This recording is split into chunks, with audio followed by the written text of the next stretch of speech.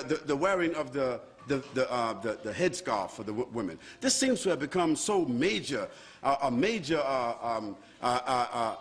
aggravation.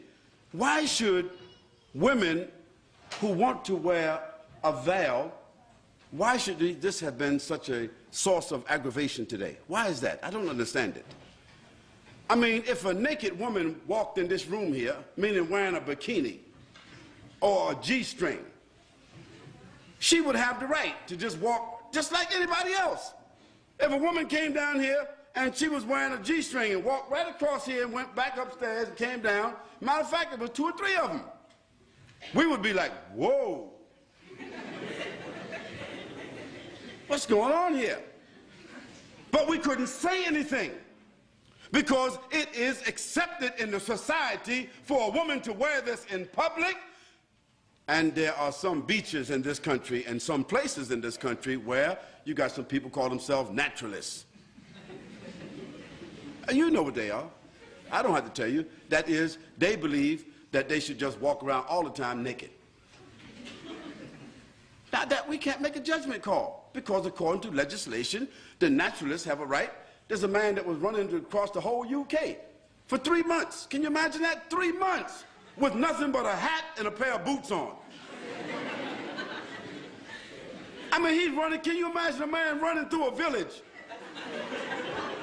Nothing but a hat and a pair of boots on. Because he's a naturalist and these are his constitutional rights. And for 3 months, nobody could say anything about it. Well, I say that in a society where people are allowed to express themselves that way, why should there be a problem about Muslim women, whether in the schools or otherwise, choosing the preference to cover their heads or to cover their bodies with loose garments? Why should there be such an uproar? Why is there the need for the media to assault and say Muslims want to take over our society and Muslims want to impose their values upon us and so forth? Well, I want to remind them that until 15 or 20 years ago, the nuns in the church, in the Catholic Church, they had to wear it. Is it right or wrong? And just recently, the Catholic Church has relaxed the uniform codes of the nuns where they can show a little cleavage. They can now wear a little bit, you know, put the cross right there in the middle. They don't have to wear a headpiece anymore, and they can show a little bit of thigh. Well, that's their right. We can't say anything about that. But when I went to church, to the Catholic Church, when I was 17 years old, all the nuns were looking like the sisters are looking today. So society has changed, but why should our values have to change?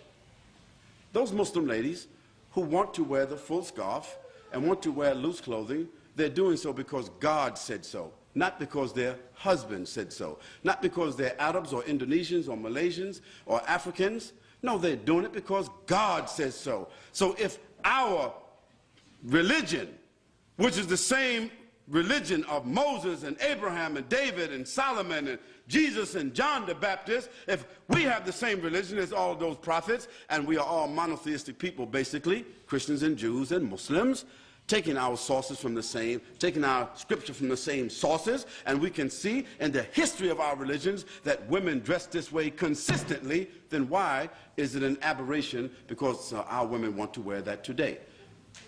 What do they want our women to do? Do they want our women to take off their head scarves and all put on G-strings?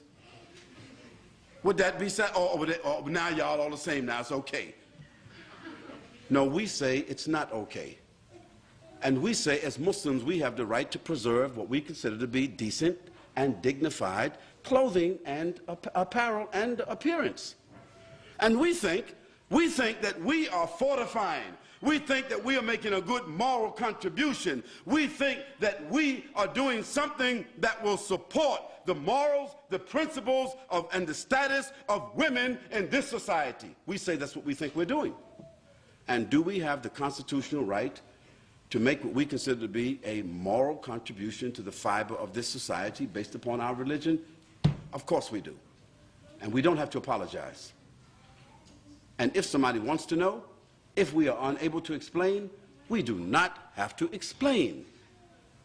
But what we should do is, the people of the media, or the people of government who feel that they don't understand what's going on, we should send them to people who are qualified to expound upon this issue in a dignified, educated way, so that people would not think somehow or another that all these women who are wearing these scarves got an AK-47 underneath their scarves, or they got a bomb, they coming inside somewhere with a bomb.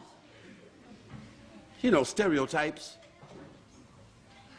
But the issue is, we Muslims, the Muslim ladies in particular, you do not have to explain to anybody why you are dressed the way you are dressing. Just like others who are undressed do not have to explain to anybody why they are undressed.